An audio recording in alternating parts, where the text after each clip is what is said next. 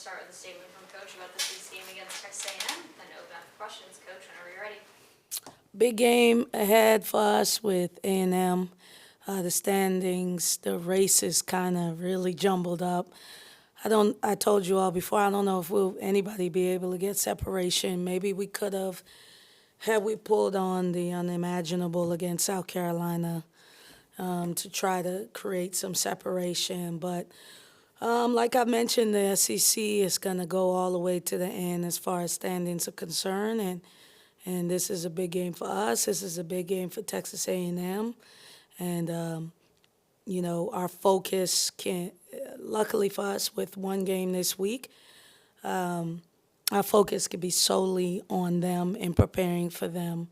When I really think about it, like I can't believe we have I think it's 7 more games, and then we'll do 3 in a week. So we play this one, and we have 3 next week. So it's coming down to the end. So this is the fun time, and luckily we get to play this game at home, and our focus is to protect home court. It was a 3-point game, I think, midway through the second quarter at South Carolina. I think it's still single digits at halftime. Yeah. What do you take out of the way you guys started that game going forward? Well, I thought we had a great game plan. I thought we were prepared, but there are certain things we can't control, man, and that's, the whistle.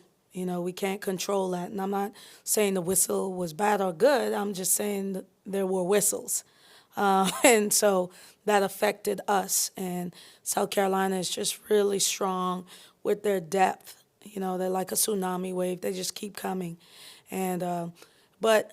Like you said, I thought there was some good things that came out, Cats. Like our freshmen got some playing time in an environment like that you can't recreate. Even if we sell out, it won't be as many people that we played in front of that were there, and it gave us more like a tournament feel, SEC tournament, NCAA tournament, going to Sweet 16, that type feel. So at least a lot of our players would be able to say they've played in an environment like that.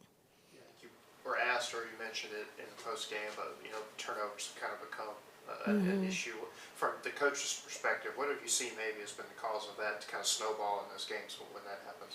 Well, again, just trying to figure out, getting comfortable with not having that floor general out there that makes a difference. But a lot of our turnovers have been like moving screens, travels, stuff that just shows that our players are rushing.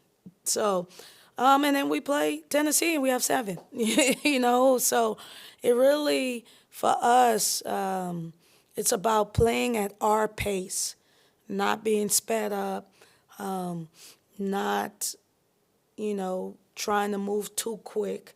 And for me, my focus is on making sure we don't give up live ball turnovers, because I think it's very hard to score on us in a half court. But if we give you a fast break layup, there's not much we could do. So, turnovers will happen in the game.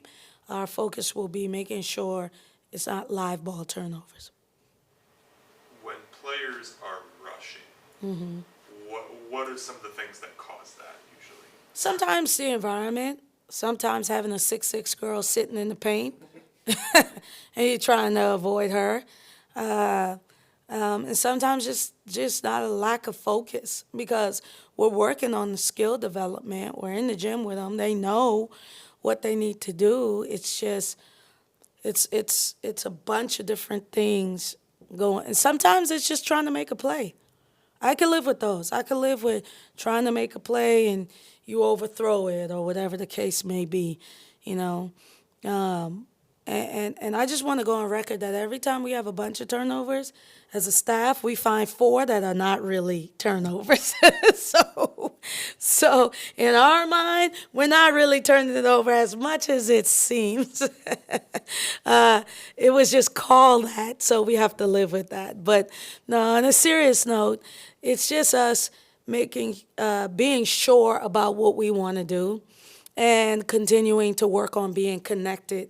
So it's moving screens, or we're coming to set the screen, but we didn't wait on the screen, or, we didn't set the screen up, so my post player leaned some, and that's stuff that we can avoid, so we're gonna just focus on that. How is Texas A&M going to challenge you? Texas A&M is just a scrappy team. Coach Joni does a good job with them. They're going to play hard. They have a tremendous amount of talent. They did a good job in the portal, getting a lot of kids that can impact the game. She's known for her defense as well, but has some people that can score on the offensive end. And we're going to have to put 40 minutes together. I don't expect them to quit, whether they're up or down. I expect it to be a dogfight on Thursday. Carissa in here earlier, and it seems like her improved defenses allowed her to get on the floor a little bit more. Just how have you seen her grow, and how much more do you trust her now than you did, I guess, at the start of the year? Yeah, I mean, anytime you come into our system, it takes about a year to figure out our defensive system. But Carissa has focused on being better, but I'm still challenging her on that end. Like, we want to push her, because we love having her on the floor on the offensive end, but on the defensive end, sometimes it has been in the negative. So if we can get her to just continue to work hard at it, our team, the rest of our team is experienced enough to cover for her. But she has to not reach and try to go for a steal. And these are habits that she's developed at her previous school, because that's just how they played. Not that it was wrong or right, it's just different. And so I'm glad that she mentioned that, because she has to continue to bring it for us on the defensive end and the rebounding end for us to be successful like we want to be, which is having her on the floor. Any other questions? Great, thanks everyone. Thanks.